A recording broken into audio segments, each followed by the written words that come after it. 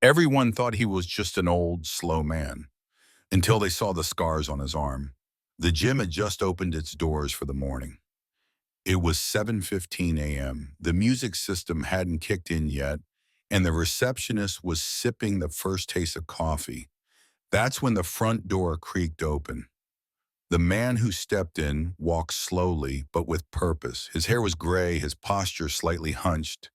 The simple gray tracksuit and plain white t-shirt revealed his age, but something in his eyes betrayed a different truth. Depth, silence, the weight of a past too heavy to speak. His name was Thomas Martin. On the membership form, he had written only his last name. He was 67 years old. Each visit, he used the same machines. He didn't talk, no headphones, no glances at the mirror. Shoulder press, row machine, leg press, just a handful of basic movements. Each one precise, methodical. No more, no less. He never stayed more than 30 minutes. But that day, the gym was busy. A new group of young men had joined, especially one named Jared, fresh out of college and preparing for SEAL training camp. Physically strong but impatient and drawn to showmanship. Martin's entrance didn't catch anyone's eye. Until Jared, in the middle of his bench press, heard his friend Petty chuckle and mutter half-jokingly, "Look at this guy. Old warhorse acting like he's prepping for Vietnam." Jared laughed at first, but something started to nag at him. The way Martin finished his bench set, the control in his breathing, the symmetry in his form. His body wasn't as strong as the young guys, but his technique was nearly flawless. What really caught his eye was the faded tattoo peeking out from under the sleeve of Martin's t-shirt. Faint, old, and worn. Jared stepped closer, curiosity overcoming caution. "Excuse me, sir, that tattoo, is it Marine First Recon?" Martin lowered his head slightly and met Jared's eyes. There was no expression, no pride, no anger, just silence. Then he gave a slow nod. 71, he said plainly. The number sent a chill down Jared's spine. 1971. Laos, deep ops, black radio silence, forgotten missions, quiet legends. From that moment on, everything in the gym changed. Jared no longer just watched. He began to understand. The others still had no clue. But Jared sat beside Martin that day. In that silence, a bond had formed. Jared had woken up earlier than usual that morning. The first thing he did was reach for the old medallion on his nightstand. It had belonged to his grandfather, a reminder that some lessons come in silence, not words. As he packed his gym bag, only one thought occupied his mind. Martin, the man who hadn't left his thoughts since the previous night. Would he come again today? Maybe not, but Jared wasn't willing to take that risk. It was 10 minutes before the gym's opening time, yet Jared was already there, and he wasn't the only one waiting. A few others had arrived early too, as if preparing for the arrival of a commander rather than a workout. The door opened. Martin walked in. Same humble posture, same pace, like nothing had happened, but the atmosphere had shifted. Eyes dropped in respect. Bodies stood taller. No one spoke, but every glance carried a weight words couldn't hold. Martin headed to his usual corner machine. No requests, no orders, just presence. And with it, the entire tone of the room shifted. Jared approached him holding a new pair of lifting gloves. "Feels like we're going to lift a little more today," he said gently. Martin took the gloves in silence. It was a beautiful silence, full of respect, understanding, and gratitude. The workout began. This time, Jared didn't just watch him. He trained with him. Each motion Martin made carried discipline. Each repetition echoed a story, and Jared was beginning to understand it without a single word. Something in the gym had changed that day. The young men who used to joke, pose, and flex now moved quietly. No one lingered on machines. Everyone who passed Martin gave a subtle nod. During a short break, Jared asked, "Can I ask you something?" Martin sipped from his water bottle and nodded. "What moment sticks with you the most?" Jared asked. Martin was silent for a long while. Then he exhaled slowly. "It's not the memories that kept me alive," he said, "but the things I never spoke of because I survived them." The words made Jared's skin prickle. It wasn't just an answer. When the session ended, Martin stood up. Jared joined him. He didn't want to talk anymore, just to exist in that silence. Martin pulled something from his pocket, a medal, old but gleaming. "You're in this gym with me now, Jared," he said. "But remember, weight presses down on more than just muscle. It presses on the heart too." He walked out.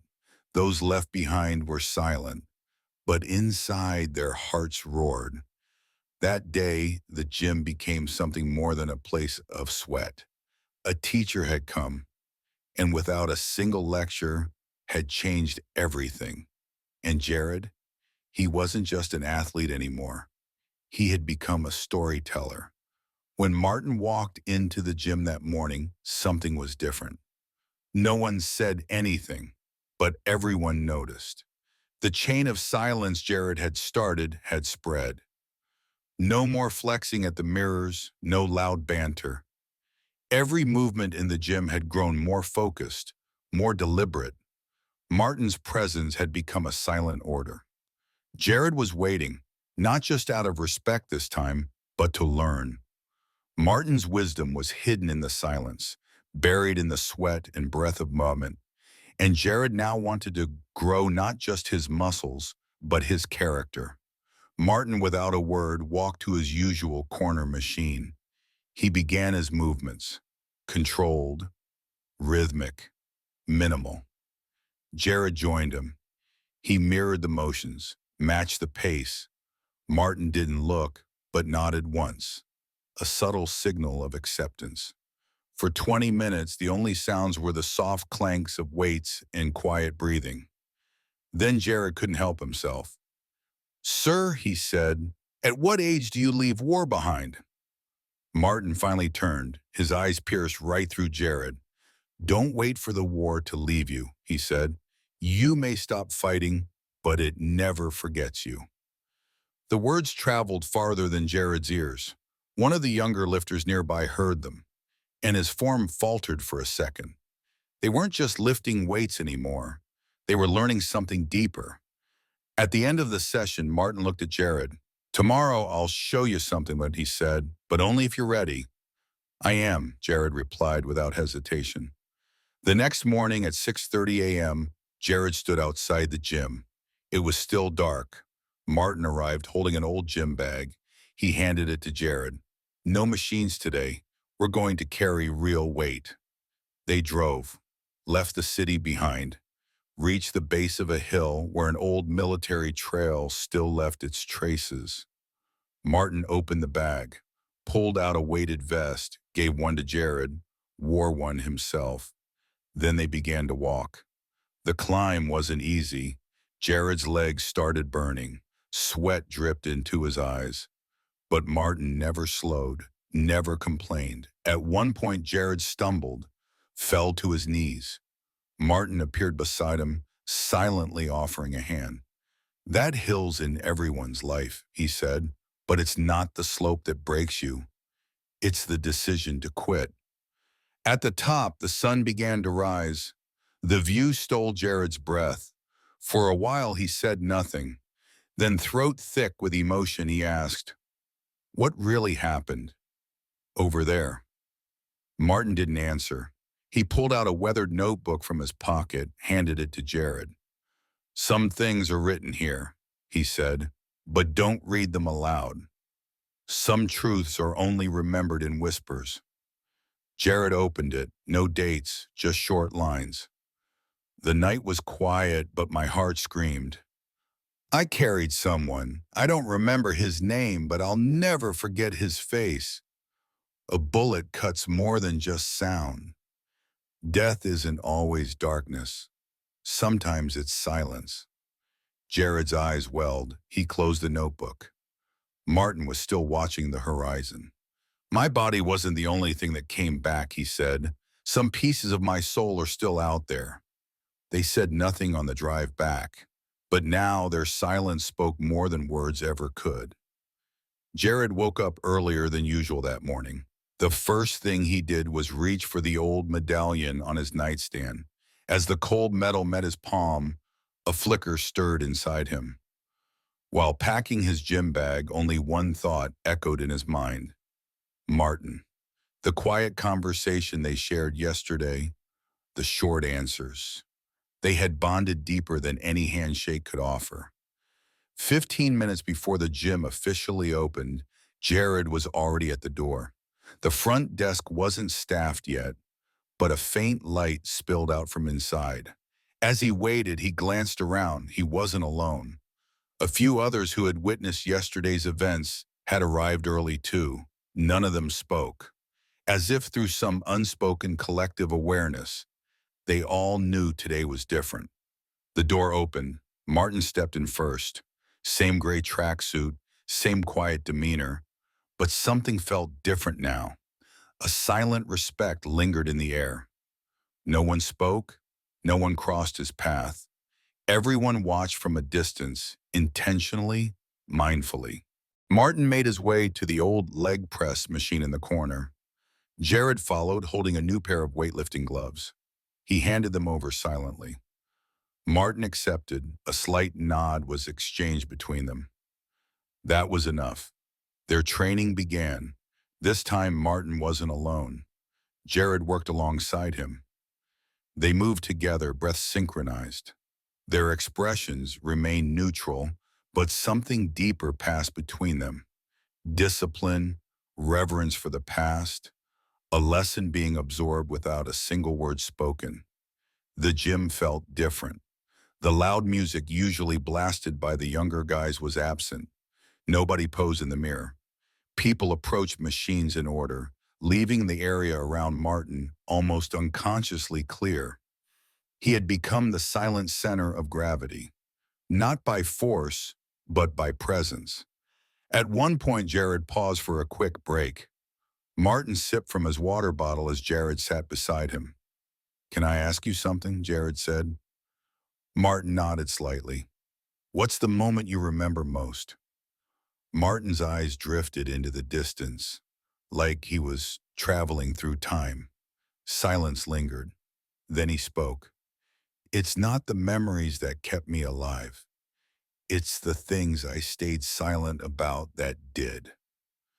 The words hung in the air. Jared's spine tingled. He didn't know how to respond. He just nodded, with deep respect. After training, Martin packed up his gym bag. Jared stepped forward, wanting to help, but Martin gently shook his head. From his pocket, he pulled out a small, round object. Rusted, but clearly significant. A medal. "You're in my gym now, Jared," he said. "But remember, weight doesn't only burden the muscles. It rests on the heart, too." Martin walked toward the exit. No one said a word, but everyone watched. That evening when Jared returned home, for the first time, it wasn't just his muscles that ached. Something deeper had shifted. The need to show off, the youthful arrogance, it had been replaced with awareness. Because Martin's weight wasn't made of iron alone, and Jared was no longer just an athlete. He was a storyteller. Martin now arrived at the gym at the same time every day. Everyone recognized him, but no one made small talk. The silence wasn't distance, it was respect. Jared continued his training with more discipline. It was no longer just about getting stronger. He wanted to understand. Understand what? Maybe it was the realization that a man could say a lot without saying anything at all. That morning, Martin did something different. He walked toward a piece of equipment he never used before, the heavy punching bag. A hush fell over the gym. Martin, despite his age, strapped on boxing gloves. Slowly, he stepped in front of the bag. First punch, then another, and another. With each strike, the gym echoed. These hits weren't just physical, they were the echoes of buried memories, unspoken feelings from a past no one else had lived. Jared stood by and watched. There was a war in Martin's eyes, but not against anyone else, only with himself. When Martin finished, everyone stayed silent. Sweating, breathing heavily, he slowly removed his gloves. Then he turned to Jared and said just one thing. Sometimes silence speaks louder than shouting. That morning, Martin arrived at the gym earlier than usual. The lights hadn't fully come on yet, and the janitor had just finished mopping the floor. No one else was there, just Martin and his own echoes. He stood beside the old machines in the corner, staring at them for a long time, as if it were the last time. When Jared walked in, Martin was already warming up. But this time, Jared wasn't alone. 3 young men followed him, the same ones who used to give Martin mocking looks in the past weeks. Today, however, their faces were different. Curiosity, hesitance, even a hint of respect. Martin saw them, said nothing, just gave a nod and continued. Jared turned to the boys and whispered, "Watch, but don't just use your eyes, open your hearts." Martin moved to the shoulder press machine. His motions were calm but so flawless that everyone noticed. This wasn't a performance. It was a ritual. Every breath carried the discipline of years. Every rep touched a memory. After a while, one of the boys, Ryan, approached hesitantly. "Mr. Martin, can I ask you something?" Martin looked up, and for the first time, a smile broke across his face. Jared watched in surprise. "Ask, son," Martin said. "Have you ever lost?" The gym fell silent. Only the faint hum of background music remained. Martin stared into the distance, then nodded slowly. "A lot of things, a lot of people, but the hardest loss was losing myself." Ryan took a step back, weighed down by the gravity of the answer. But that day, Martin had opened a door. His silence had begun to teach. At the end of the day, Martin turned to Jared. "My story is done, but yours is just beginning.